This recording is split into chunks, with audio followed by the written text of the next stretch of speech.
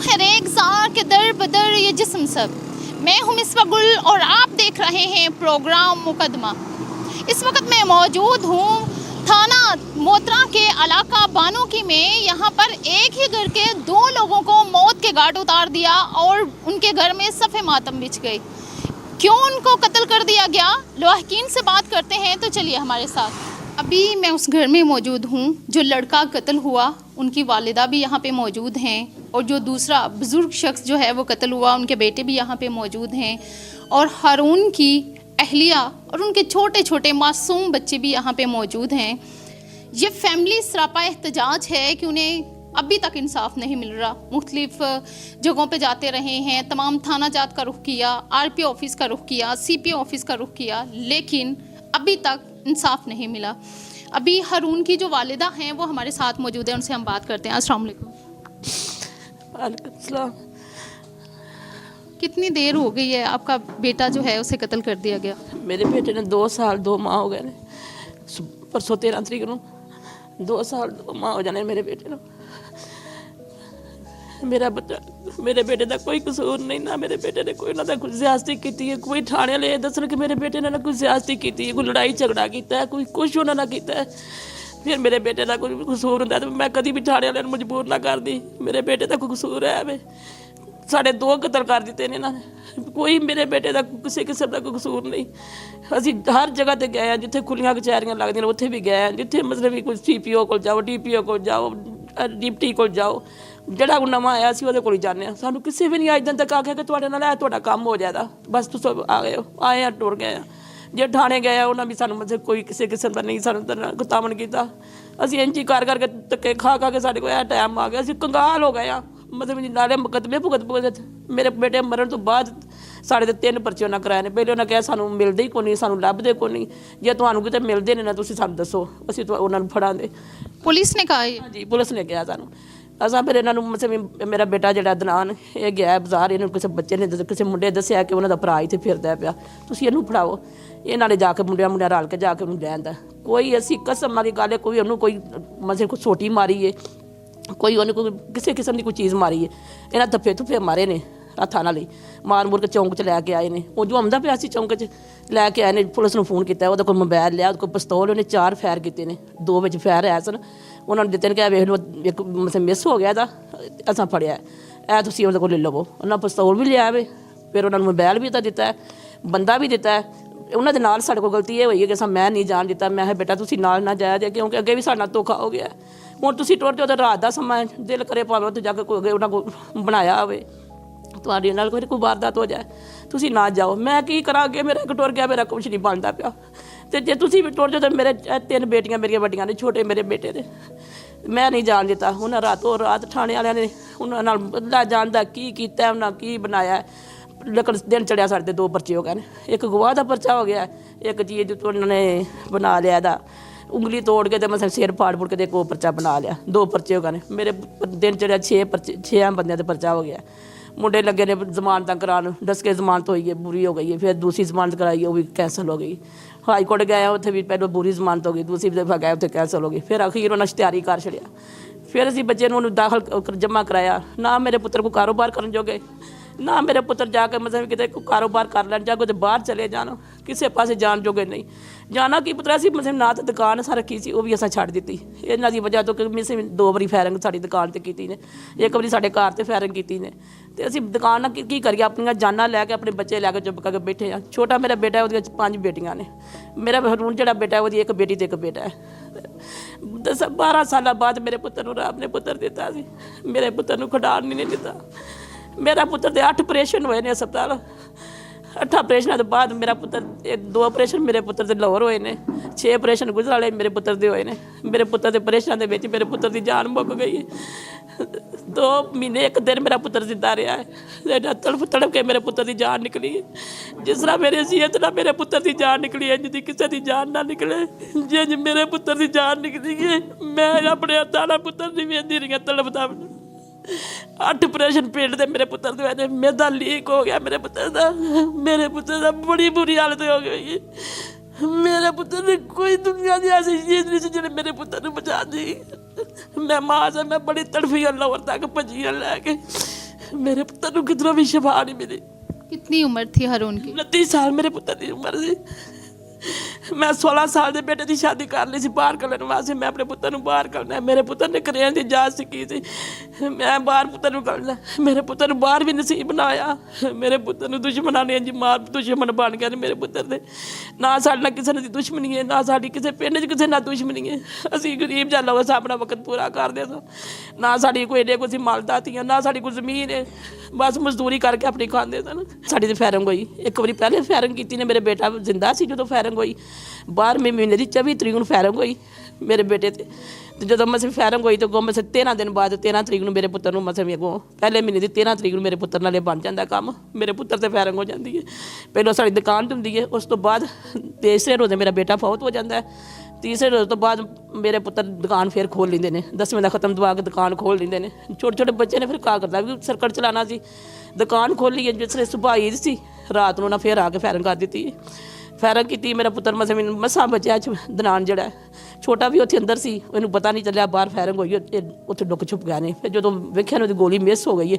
ਇਹ ਫਿਰ ਮਗਰ ਦੌੜੇ ਨੇ, ਅੱਗੇ ਆ ਬੇਚੱਕ ਪਿੰਡ ਹੈ, ਉੱਥੋਂ ਜਾ ਕੇ ਫਿਰ ਇਹਨਾਂ ਮੋਟਰਸਾਈਕਲਾਂ ਦੇ ਮਗਰ ਜਾ ਕੇ ਇਹਨਾਂ ਮੁੰਡਿਆਂ ਨੇ ਫੜਿਆ।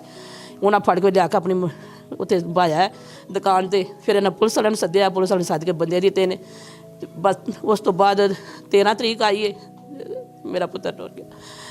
उसके 2 छोटे छोटे बच्चे हैं, जब इनको देखती हैं तो उनके चेहरों में अपने बेटे की तस्वीर दिखाई देती होगी। ਮੇਰੇ ਪੁੱਤਰ ਨੇ ਬੜੇ ਸਹਿ ਕੇ ਬੇਟਾ ਲਿਆ ਸੀ। 12 ਸਾਲ ਦੀ ਮੇਰੀ ਬੇਟੀ ਸੀ ਪਹਿਲੇ, ਤੇ ਉਸ ਤੋਂ ਬਾਅਦ 12 ਸਾਲ ਬਾਅਦ ਬੇਟਾ ਹੋਇਆ। ਮੇਰਾ ਬੇਟਾ ਥੱਲੇ ਨਹੀਂ ਸੀ ਰੱਖਦਾ ਹੁੰਦਾ, ਉਹਨਾਂ ਨੇ ਆਪਣੇ ਸੀਨੇ ਤੇ ਲਟਾ ਛੱਡਦਾ ਹੁੰਦਾ ਸੀ। तमाम जो मुतलका अदारे हैं, क्या अपील करना चाहेंगी उनको कि 2 साल से ज़्यादा का अरसा गुजर चुका है और आपको अभी तक इंसाफ नहीं मिला? ਮੇਰੀ ਨੂੰਹ ਜਿਹੜੀ ਉਹਦਾ ਮਤਲਬ ਮੇਰੀ ਭਤੀਜੀ ਹੈ। ਮੇਰੀ ਨੂੰਹ ਦੀ ਜਦੋਂ ਪੈਦਾ ਹੋਈ ਤਾਂ ਉਹਦੀ ਮਾਂ ਮਰ ਗਈ ਸੀ। ਉਹਦਾ ਕੋਈ ਵੀ ਨਹੀਂ, ਨਾ ਉਹਦਾ ਕੋਈ ਭੈਣ ਭਰਾ ਹੈ, ਨਾ ਉਹਦਾ ਕੋਈ ਰਿਸ਼ਤਾ।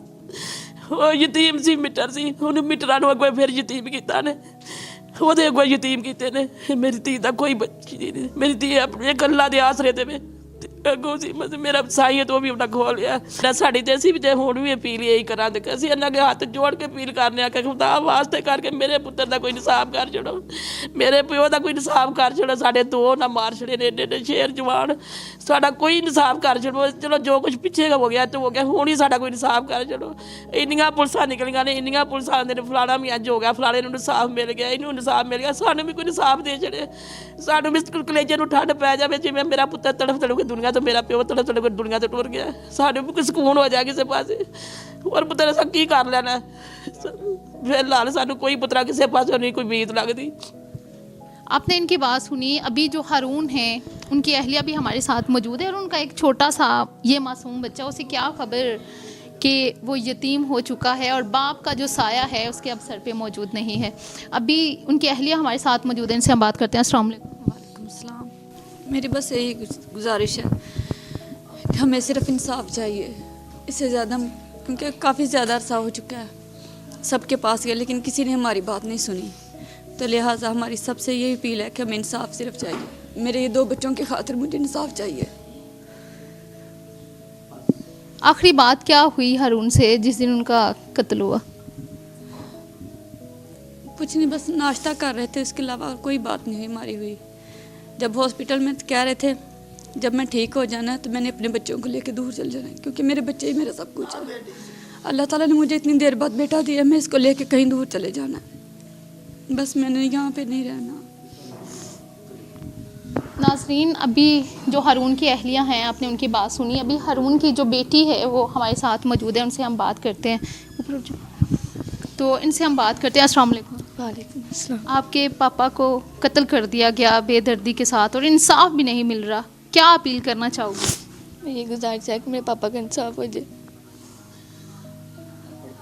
जी पढ़ती हो? जी कौन सी क्लास में पढ़ती हो? 8 में। जब देखती हो तमाम जो बच्चियां हैं, उनके वालिद भी ज़िंदा हैं, वालदा भी ज़िंदा हैं, तो ज़हन में क्या बात आती है? पापा याद आते हैं।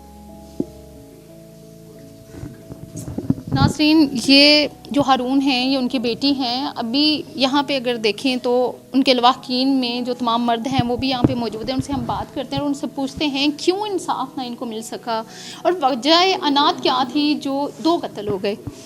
अस्सलाम वालेकुम। वालेकुम सलाम। भाई ये बताइएगा कि कोई भी अगर कत्ल करता है किसी का, कोई बड़ी वजह होती है, तो इन 2 कत्लों के पीछे बड़ी वजह क्या थी? बिना बात के कत्ल कर दिए गए या किसी वजह से कत्ल किए गए?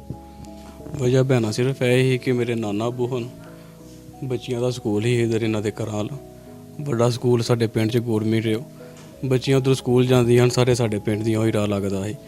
ਇਹ ਉੱਥੇ ਰੈਫਲਾਂ ਪਾ ਕੇ ਆਪਣਾ ਮੁੰਡੇ ਨਾਲ ਜ਼ਾਫੀ ਲੈ ਕੇ ਇਹਨਾਂ ਦੀ ਸਾਰੀ ਗੈਂਗ ਹੀ ਕਬਜ਼ੇ ਗਰੁੱਪ ਹਨ, ਇਹ ਉੱਥੇ ਖਲੋਤੇ ਹੁੰਦੇ ਹਨ। ਨਾਨੇ ਸਾਡੇ ਨੇ ਇਹਨਾਂ ਨੂੰ ਮਨਾ ਕੀਤਾ ਕਿ ਆਪਣਾ ਤੁਸੀਂ ਇੱਥੇ ਬੱਚੀਆਂ ਲੰਘਦੀਆਂ ਨੇ, ਤੇ ਕਈ ਇਤਰਾਜ਼ ਕਰਦੇ ਨੇ ਪਰ ਲੇਕਿਨ ਡਰਦਿਆਂ ਕੋਈ ਗੱਲ ਕੋਈ ਨਹੀਂ ਕਰਦਾ।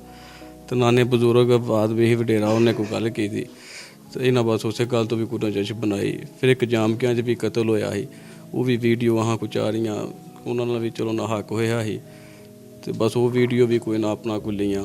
ਇਸੇ ਤਰ੍ਹਾਂ ਕੁਝ ਚੀਜ਼ਾਂ ਤੋਂ ਇਹਨਾਂ ਪਤਾ ਨਹੀਂ ਕਿੰਨਾ ਗੱਲਾਂ ਤੋਂ ਸਾਡੇ ਤੋਂ ਰੰਜਿਸ਼ ਰੱਖ ਕੇ ਸਾਨੂੰ ਇਹਨਾਂ ਨੁਕਸਾਨ ਦਿੱਤਾ। ਬੜੀਆਂ ਚੀਜ਼ਾਂ ਤੇ ਅਪਲੋਡ ਕੀਤੀ, ਫੇਸਬੁੱਕ ਤੇ ਵੀ, ਨੈਟ ਤੇ ਵੀ, ਹਰ ਚੀਜ਼ ਤੇ ਦਿੱਤੀ, ਪਰ ਲੇਕਿਨ ਕੋਈ ਨਹੀਂ। ਸਾਰੇ ਅਦਾਰਿਆਂ ਤੇ ਵੀ CPO ਸਾਹਿਬ, RPO ਸਾਹਿਬ, DPO ਸਾਹਿਬ, ਥਾਣਿਆਂ 'ਚ ਵੀ ਕਿੰਨੇ SHO ਚੇਂਜ ਹੋ ਗਏ ਨੇ, ਪਰ ਲੇਕਿਨ ਸਾਡੀ ਅਪੀਲ ਕਿਸੇ ਵੀ ਨਹੀਂ ਸੁਣੀ और सानू इंसाफ किसी भी नहीं देता।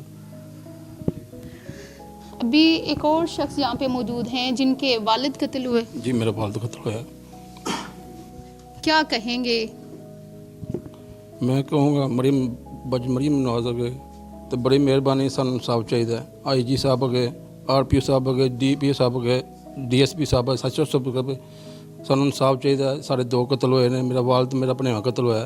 बड़ी मेहरबानी सारा तावां करो, असीं मारे गरीब लोकां ते सानू इंसाफ मिलना चाहिए। बड़ी मेहरबानी। मेरे नाल भतरीआ भी खड़ोता वे, इन्हूं 2 फायर बजे अल्लाह जानो ने बचा लिया सी ते मेरा वालिद और मेरा भनेवा दोवें कत्ल हो गए। उस दिन हुआ क्या था?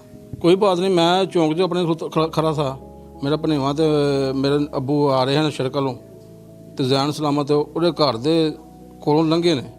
ਅਹਿਮਦ ਬਖਤਾਰ ਔਰ ਪੱਪੂ ਉਹ ਆਪਣੇ ਨਾਲ ਭਰਾ ਲੈ ਕੇ ਤੇ ਨਾਗਣਾ ਲੈ ਖਲੋਤੇ ਹਨ। ਜਦੋਂ ਗੱਡੀ 5-10 ਫੁੱਟ ਗੱਡੀ ਲੰਘੀ ਹੈ, ਇਹਨਾਂ ਮਗਰ ਬ੍ਰਸਟ ਕਰਨੇ ਸ਼ੁਰੂ ਕਰ ਦਿੱਤੇ ਨੇ ਅਹਿਮਦ ਬਖਤਿਆਰ ਨੇ, ਤੇ ਮਗਰੋਂ ਜ਼ੈਨ ਔਰ ਮਗਰੋਂ ਤੋਂ ਬਾਅਦ ਫਰਸਿਆ ਮੁੰਨੇ ਦੇ ਭਰਾ ਨੇ ਫਾਇਰ ਕੀਤੇ ਨੇ। ਬਾਅਦ 'ਚੋਂ ਜਦੋਂ ਅਸੀਂ ਆਪਣਾ ਬਚਾ ਕੇ ਭੱਜ ਕੇ ਗੱਡੀ ਵੱਲ ਗਏ ਹਾਂ, ਇਹਨਾਂ ਵਾਈ ਫਾਇਰਿੰਗ ਕਰਨੀ ਸ਼ੁਰੂ ਕਰ ਦਿੱਤੀ ਹੈ। ਅਸੀਂ ਆਪਣਾ ਮੈਂ ਸੁਭਾਨ, ਮੇਰਾ ਭਣੇਵਾ ਔਰ ਸਹੇਲ ਜ਼ੇਬ ਮੇਰਾ ਤਿੰਨੇ ਭੱਜ ਕੇ ਆਪਣੇ ਮਜ਼ਦੂਰ ਨਾਲ ਭੱਜੇ ਹਾਂ ਗੱਡੀ ਵੱਲ, ਆਪਣਾ ਬਚਾ ਕੇ ਤੇ ਵੇਖਿਆ ਤਾਂ ਮੇਰਾ ਹਾਲਤ ਬੜੀ ਖਰਾਬ ਸੀ।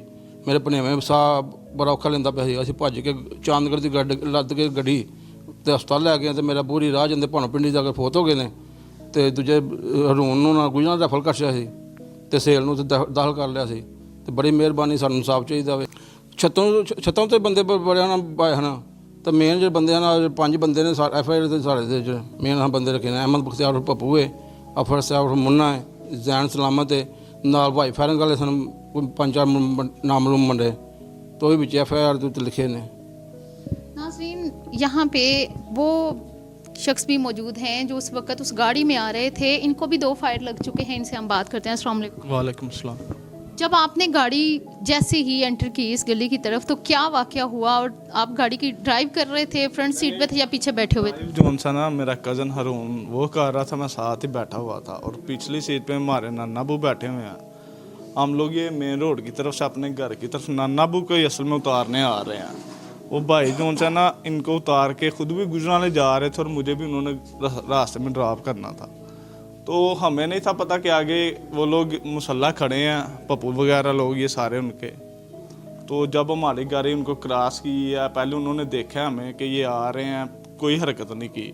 जब हम उन लोगों से कोई तकरीबन 15-20 फुट आगे किए हैं गाड़ी, तो पीछे से हम देख भी रहे हैं थोड़ा थोड़ा कि ये क्या करता है, कोई हरकत ही ना कर दे। तो ऐसे ही उसने पप्पू ने ब्रेस्ट मारा, जो सीधा जाके नन्नाबू को लग गया पीछे। फिर उसने ब्रेस्ट किया, फिर उसके भाई ने ब्रेस्ट किए। मतलब कि वक्फे से ब्रेस्ट मारते थे, साइड पे हो जाते थे। कितने ब्रेस्ट मारे उस दिन उन्होंने? उस दिन काफ़ी कुछ 4-5 ब्रेस्ट चले हैं, हवाई फायरिंग भी हुई है। कोई गाड़ी पे भी मुझे भी 2 लगे हैं, मेरे बाजू में आर पार हुआ है, हाथ में लग गया। भाई हरून को लगा था ये नेक के पीछे, रीढ़ की हड्डी के पास, शोल्डर के साइड पे, तो उनकी भी काफ़ी क्रिटिकल हालत थी। तो इतने में तो ये मामू देख रहे थे चौंक से, और कज़न था सुभान और मेरा भाई था, इन लोगों ने फौरी हमें रेस्क्यू किया हॉस्पिटल। अगर ये ना होते तो उन लोगों ने तो हमें मार ही देना था वहाँ पे। इनके जाने पे इनके जाने पे फायरिंग बंद कर दी उन्होंने। जाने पे तो फायरिंग ये उन्होंने देखा ना कि ये चौक में सामने खड़े हैं, तो इनके ये जो उनसे भाई वगैरह भी आ गए हैं, तो वो फिर फायरिंग करते करते भाग गए हैं। इन पे उन्होंने क्यों फायरिंग ना की? इन पे क्यों फायरिंग ना की? काफ़ी दूर खड़े थे ना उनसे, तकरीबन चौक से, ये आप देखें ना, आपको बाहर दिखाते हैं, जो चौक है वो मेन रोड से नज़र आ रहा होता थोड़ा सा। तो जब हम लोग गए हैं वकूआ उन लोगों ने किया, लेकिन हम 3 साल से RPO साहब, DPO साहब, SHO जो भी आता थाने में मुतलका, उसके पास जाते हैं, जी सर हमारा कोई इंसाफ होना चाहिए, हमारे 2 भाई, मैं, मेरा भाई और नाना अबू की डेथ हुई है, कोई हमारा करें। वो हमें हरासा करते हैं। कॉलों पे भी इंक्वायरियाँ थी, हम लोगों ने जाना होता था वहाँ पे कचहरी में, फ़ोन करने, इंज कर देंगे तुसीं जरा ना बयान नहीं देने, फलाना फलाना, बड़ा थ्रैड करने की कोशिश बकायदा ही। कचहरी गए उत्थे उन्होंने कोई 30-40 बंदे हमेशा हर दफ़ा, बंदा जमानत तो बाहर आके ਉਹਦੇ ਕੰਮ ਵੇਖੋ 40 ਬੰਦੇ ਲੈ ਕੇ ਨਾ ਕਚਹਿਰੀ ਦੇ ਵਿੱਚ ਹਰਾਸਾ ਕਰਨ ਵਾਸਤੇ, ਮੈਂ ਵੀ ਸਾਨੂੰ ਅਟੈਕ ਵੀ ਕਰ ਸਕਦੇ ਹਨ, ਖਾਲੀ ਉਹ ਤਾਂ ਸਾਡਾ ਇਹਨੇ ਹਰਾਸਾ ਕਰ ਰਹੇ ਹਨ, ਅਟੈਕ ਵੀ ਕਰ ਸਕਦੇ ਹਨ। ਲੇਕਿਨ ਅਸੀਂ ਆਪਣਾ ਕਾਰਵਾਈ ਕੀਤੀ ਹੈ, ਆਪਣੇ ਬਿਆਨ ਜਿਹੜੇ ਨੇ ਉਹ ਦਿੱਤੇ ਨੇ, ਸਭ ਕੁਝ ਕੀਤਾ, ਲੇਕਿਨ ਸਾਨੂੰ ਪੁਲਿਸ ਵੱਲੋਂ ਅਜੇ ਤੱਕ ਕੋਈ ਨਹੀਂ ਮਦਦ ਮਿਲ ਰਹੀ। ਤੇ ਮਰੀਮ ਨਵਾਜ਼ ਸਾਹਿਬ ਅੱਗੇ ਤੇ CCD ਅੱਗੇ ਸਾਡੀ ਗੁਜ਼ਾਰਿਸ਼ ਹੈ ਕਿ ਸਾਡੇ ਜਿਹੜੇ ਮੁਲਜ਼ਮ ਨੇ ਉਹਨਾਂ ਨੂੰ ਫੜਿਆ ਜਾਏ ਤੇ ਉਹਨਾਂ ਨੂੰ ਵੀ ਉਹ ਕੀਤਾ ਜਾਏ ਜੋ ਉਹਨਾਂ ਨੇ ਸਾਡੇ ਭਰਾਵਾਂ ਨਾਲ ਤੇ ਨਾਨਾ ਅਬੂ ਨਾਲ ਕੀਤਾ। ਮਿਹਰਬਾਨੀ। आपने इनकी बात सुनी, यहाँ पे जो लवाहकीन हैं, जो मर्डर हुए उन सब की, अभी मुतलका थाने चलते हैं और SHO साहब से जाके मुतलका थाने बात करते हैं और उनसे पूछते हैं कि इनके जो मुलजमान हैं वो गिरफ़्तार अभी तक क्यों ना हो सके। इस वक्त मैं थाना मोतरा में मौजूद हूँ, मुतलका SHO जो हैं हमारे साथ मौजूद हैं, इनसे हम बात पूछते हैं कि ये इस हवाले से क्या कहते हैं। सर ये बताइएगा कि 71/24 थाना मोतरा में एक FIR दर्ज होती है, 302 और 324 की दफ़ात लगती हैं, क्या ये वाक़या हुआ था? इस हवाले से अभी क्या इन्वेस्टिगेशन हुई है? जी अस्सलाम वालेकुम। ये एक बानो की हमारे थाना में गाँव है, तो इधर ये 2 ग्रुपों की आपस में लड़ाई हुई थी जिसमें मर्डर हुए थे और एक बंदे को फायर लगे थे, 324 हुई थी। तो उसमें टोटल 8 मुलजमान थे, जो 5 जो है ना वो गिरफ़्तार हो चुके हैं, 3 बकाया हैं, जिनमें से एक बैरून मुल्क है, 2 अभी इधर रूपोश हैं, जिनकी गिरफ़्तारी के लिए पुलिस जो है ना वो काफ़ी कोशिश कर रही है। इंशाल्लाह जल्द गिरफ़्तार होंगे और उनको काफ़ी गिरफ़्तार तक पहुँचाया जाएगा। आप बता रहे हैं कि जो बैरून मुल्क है, इंटरपोल का जो प्रोसेस है वो भी स्टार्ट है इनकी गिरफ़्तारी के लिए? वो डेफिनेटली जो बैरून मुल्क है वो इंटरपोल के थ्रू हम जो है ना उसको वापस लाने के लिए जो लवाज़मात हैं वो पूरे कर रहे हैं। इंशाल्लाह वो जल्दी जो है ना कानून के कटारे में होगा। और सर ये बताइएगा कि लवाहकीन जो है उनका ये कहना है कि 3 साल गुजर चुके हैं, अभी तक जो मामला है वहीं का वहीं है, हमारे जो मुलजमान हैं उनको गिरफ़्तार नहीं किया गया, पुलिस जो है इस मामले में हमारे साथ तावन नहीं कर रही। नहीं, ऐसा नहीं है। मुलजमान जो है ना 5 मुलजमान 8 में से वो पकड़े जा चुके हैं, 3 मैंने आपको बताया बकाया हैं। तो उस सिलसिले में तकरीबन 3-4 दफ़ा मेरी 3 माह अभी इधर पोस्टिंग हुई है, 3-4 दफ़ा इनसे भी मुलाकात हुई है, मुदई से भी। तो इसके अलावा हमारे सीनियर अफसरान जो हैं वो भी इसमें काफ़ी दिलचस्पी ले रहे हैं और डे बाई डे हमसे रिपोर्ट लेते हैं। तो इंशाल्लाह पूरी कोशिश हो रही है इसको हल करने की। सर प्रोग्राम मुकदमा के ज़रिए जो देखने वाले हैं उनको क्या पैगाम देना चाहेंगे? अगर इर्द गिर्द कोई भी इस तरह से मामला देखते हैं लॉ एंड ऑर्डर का, तो वो तमाम मुतलका जो थाना है उनसे रजू करें, ताकि जिस तरह IG साहब का ये कहना है कि जो क्राइम की रोकथाम के लिए है उन पे हम बड़ा अच्छा काम कर रहे हैं। जी ये तमाम सुनने वालों से मेरी यही रिक्वेस्ट है, कोई भी आपस में थोड़ी बहुत तूत करार होती है या कोई मामला होता है तो उस पर हाइपर ना हो, पुलिस को इतला दें, पुलिस मौका पे जाए और लोगों को अच्छे तरीके से हैंडल करके उसको सॉल्व करे। अगर जिसकी ज़्यादती साबित होती है उसके कार्रवाई करे, तो उधर आप खुद ना मौके पे फैसला करना शुरू कर दें, इससे मामला जो है ना बड़े बिगड़ जाते हैं। आपने मुतलका SHO की बात सुनी, उसका यही कहना है कि कुछ मुलजमान जो हैं उनको गिरफ़्तार कर लिया गया है और कुछ की गिरफ़्तारी के लिए हिकमत अमली जो है वो तैयार कर ली गई है। यहाँ पे देखना अब ये है कि जब वो मुलजमान गिरफ़्तार होते हैं तो उन्होंने जो जुर्म किया उसकी सज़ा दी जाती है कि नहीं। मिसबा गुल को इजाज़त दीजिए, अल्लाह हाफिज़।